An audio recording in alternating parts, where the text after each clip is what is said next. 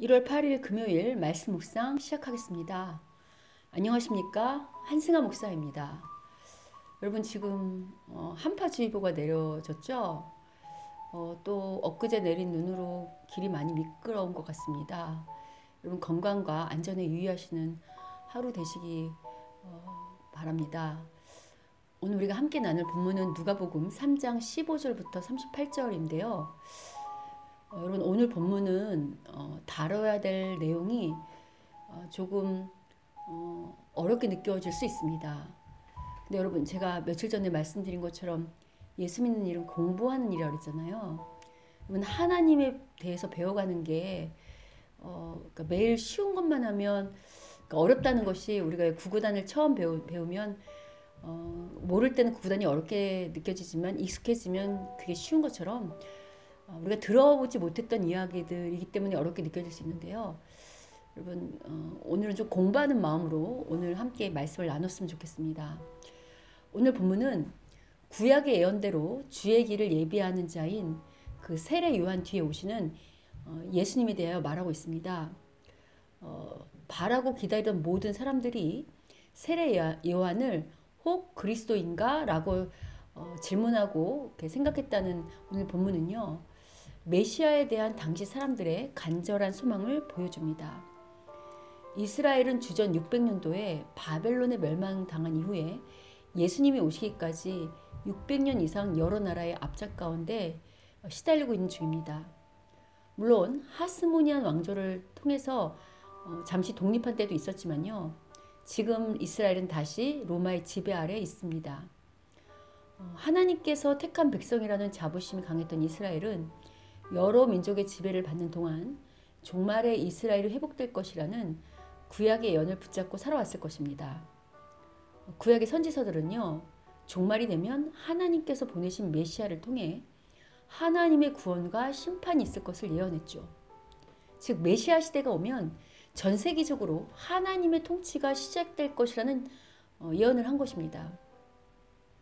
유대인들은 종말에 있을 하나님의 구원과 심판을 개인적인 구원과 심판이 아닌 민족적인 구원과 심판으로 이해했습니다. 즉 메시아가 오시면 하나님 나라인 이스라엘은 회복되는 반면에 그동안 하나님을 거부하며 이스라엘을 괴롭혔던 이방 민족들에게 심판이 임할 것이라고 기대했던 거죠. 그런데 지금 세례 요한이 심판의 메시지를 선포하자 유대인들은 그 구약이 예언했던 그 메시아가 오실 종말이 왔다고 생각한 것 같습니다.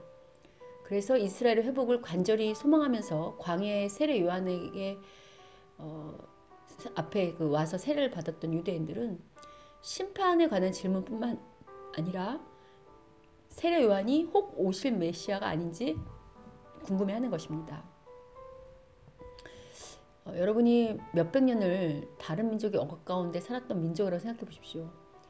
예언된 메시아와 비슷한 모습을 가진 자가 나타날 때마다 혹시 하는 마음으로 기대하지 않겠습니까?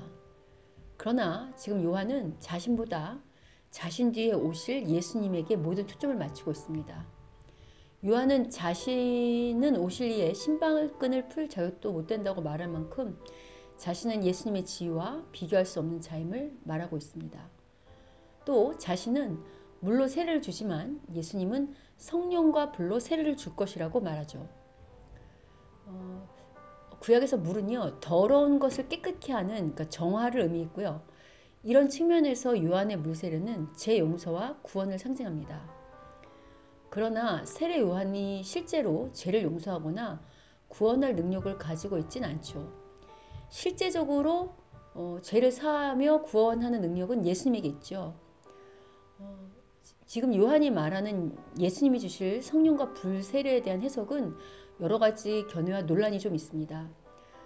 그러나 오늘 본문의 문맥상 예수님이 오실 때 회개하는 자에게는 성령의 축복을 회개하지 않는 자에게는 심판의 불이 임할 것임을 말하는 것으로 이 세례를 이해할 수 있겠죠. 구약의 예언자인 에스겔은요 메시아 시대가 오면 하나님의 영이 백성들에게 주어질 것임을 예언했었습니다. 에스겔 36장에 그런 이야기가 등장하죠. 예수는 기다리던 하나님의 영인 성령을 주시는 분이십니다. 하나님의 불과 성령 세례를 거부하는 사람들은 오늘 본문에서 말하는 것처럼 불에 타는 쭉정이처럼 심판에 이르게 될 것입니다. 오늘 본문 18절은 요한이 계속해서 좋은 소식을 전했다고 말하는데요. 여기서 말하는 좋은 소식이란 구약에서 예언하던 하나님의 통치가 시작되었음을 선포하는 것을 말합니다. 세례 요한은 이 전령자로서 누구든지 회개하고 하나님의 통치, 하나님의 통치가 시작되는 이 나라를 받아들이라고 지금 선포하고 있는 거죠. 요한은 당시 최고 권력자인 헤롯에게도 회개를 촉구했습니다. 당시 로마의 권세를 업고 갈릴리와 베레아를 다스리던 분봉왕 헤롯 안티파스는 자신의 이복 동생인 헤롯 빌립의 아내인 그 헤로디아를 찬탈해서요 아내로 맞았거든요. 이 일은 당시 사회에서도 용납하기 어려운 부도덕한 일이었습니다. 그러나 그야말로 당시의 최고의 권력가인 로마 황제의 지지를 받는 헤롯 왕가를 향해서 질책을 내릴 수 있는 사람은 없었습니다. 그런데 세례 요한이 이 헤롯 안티파스의 죄를 분명하게 지적했고 이 일로 감옥에 갇히게 됐고요. 후에 목숨을 잃게 되었죠. 한편 누가는 본격적인 메시아 되신 예수님의 등장을 세례를 통해서 알립니다. 세례를 주셔야 할 예수님이 세례를 받는 모습은 이상하게 여겨질 수 있는데요. 그러나 예수님은요 하나님의 아들인 동시에 사람이시죠. 그러니까 그리스도인들에게 본이 되는 첫사람이 되는 겁니다.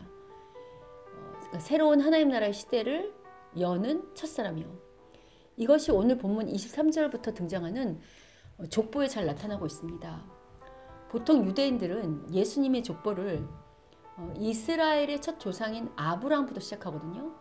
그 대표적인 예가 유대인들을 대상으로 쓰여진 마태복음 1장의 족보입니다.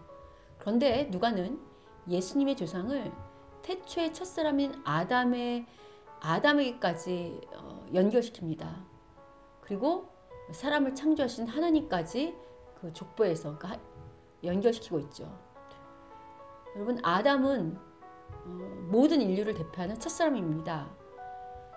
누가는 지금 족보를 통해서요 예수님이 단지 이스라엘만의 메시아가 아니라 모든 인류를 대표하는 첫사람 아담과 같은 존재로 이 땅에 왔다는 것을 말하고 있습니다.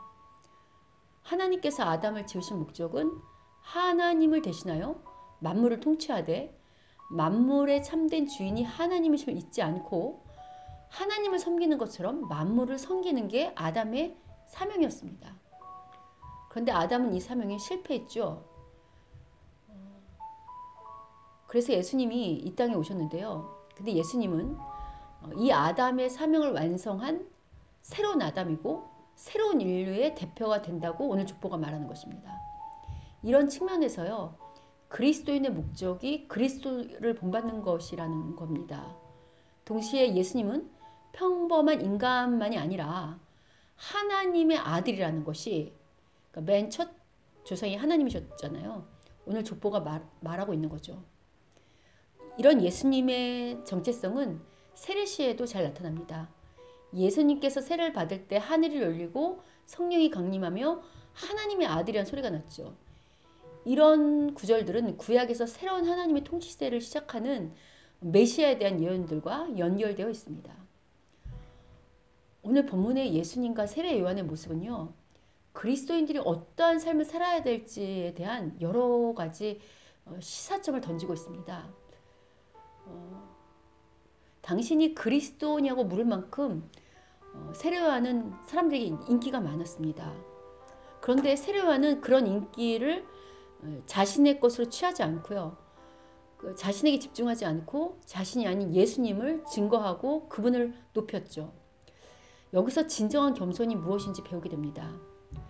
보통 겸손이라는 것을 무조건적으로 자신을 낮추거나 양보하는 것을 생각하는데요. 그렇지 않다는 것입니다. 진정한 겸손은 하나님이 주신 자신의 지위와 위치 그리고 맡기신 역할에 대해서 정확하게 바르게 인식하고 그것에 걸맞는 행동을 하는 태도를 겸손이라고 할 수 있습니다. 이러한 겸손이 바탕되어 있기 때문에 세례 요한은 자신의 목숨에 위협이 있음에도 불구하고 고위층에까지 회개를 촉구하는 사명을 감당할 수 있었던 것입니다. 이는 예수님도 동일하죠. 예수님은 하나님의 아들이셨지만 동시에 자신이 새로운 인류를 대표할 사람임을 아셨습니다. 그리고 예수님은 죄인인 인류처럼 낮아져서 세례를 받으셨죠. 또한 하나님의 아들이심에도 불구하고 십자가에 죽기까지 하나님 나라의 복음을 위한 사명을 완수하셨잖아요. 여러분, 지금 코로나로 전 지구가 몸살을 앓고 있는데요. 많은 사람들이 코로나가 발생한 원인을 마치 인간이 자연의 주인인 양 함부로 다룬 그런 인간의 교만함과 이기심을 원인으로 꼽습니다. 아울러 코로나라는 전염병은 더 이상 나만 잘 살고 나만 괜찮으면 된다는 이기심의 경종을 울리고 있습니다. 왜냐하면 나와 내 가정뿐만 아니라 우리나라가 아무리 방역에 성공했다 할지라도요, 다른 국가, 다른 사람이, 다른 민족이 코로나에 걸리면 그 코로나가 다시 우리와 나 자신에게 영향력을 미친다는 것을 지금 이 코로나가 우리에게 말해주고 있지 않습니까? 이러한 현상은 사람이 결코 이기적으로 자신의 안위만을 고집하며 살 수 없음을 깨닫게 합니다. 아울러 코로나는요, 설사 백신이 개발된다 할지라도요, 돈 있고 힘 있는 국가들만 백신을 점유할 수 없음을 알려줍니다. 여러분 생각해 보십시오. 돈 있고 힘 있는 나라들이 아프리카와 같이 가난하고 어려운 국가들을 도와서 백신을 공유하지 않으면요, 이 코로나 재앙은 끊임없이 반복될 것입니다. 그렇죠? 여러분, 하나님이시자 하나님의 아들이신 예수님은 인류를 대표하여 사람이 어떻게 살아야 되는지에 대한 본을 보셨고요. 천지의 주인이시자 사람을 만드신 하나님은 예수님을 통해 당신이 만든 피조물을 다스리는 방식은 겸손한 자세로 섬기는 모습이라고 말씀하고 계십니다. 만약 오늘날 세례요한이 살아서 예수를 믿지만 여전히 남에게 주기보다는 내가 더 많이 갖기를 기도하며 다른 사람을 섬기기보다는 받들어 주기를 바라는 우리들을 책망한다면 우리는 어떻게 반응하겠습니까? 아니, 혹시 우리 모습 속에는 이기적인 마음으로, 그러니까 자신들만의 메시아가 올 것을 기대했던 것처럼, 혹 오늘 우리도 예수를 믿을 때 나의 복 혹은 내 교회의 어떤 그러니까 내가 아는 나중심적인 어떤 복에 기초한 그런 예수님을 기대하고 있지는 않습니까? 개인적이고 이기적이며 개교의 중심적으로 부와 명성을 축적하는 교회와 성도들 향해서 어쩌면 코로나가 세례 요한처럼 회개를 촉구하는 건 아닐까 하는 생각이 듭니다. 여러분, 만약에 세례 요한이 살아서 우리에게 이런 회개를 촉구한다면 우리는 어떻게 할까요? 혹 오늘 본문의 헤롯 안티파스처럼 옥에 가두진 않을까요? 여러분, 우린 기본적으로 다 이기적이거든요. 타락한 그 죄의 본성이기 때문에 이 이기심을 벗어날 수 없습니다. 예수를 믿는다는 건 이 이기심을 버리고 하나님처럼 내게 주신 자연과 사람과 모든 것들을 이타적으로 섬길 수 있는 그런 가치, 그런 태도, 그런 습관을 몸에 체득하는 겁니다. 그런데 그게 잘 안 되죠. 그래서 기도가 필요하고요. 그래서 하나님 앞에 다시 겸손하게 주의 능력을 구해야 하는 것입니다. 오늘은 하나님 말씀 앞에 다시금 겸손해지는 하루가 될 것 같습니다. 우리 모두 오늘 말씀 앞에 다시 한번 겸손해지는 오늘 하루가 되시기를 주님의 이름으로 축원합니다.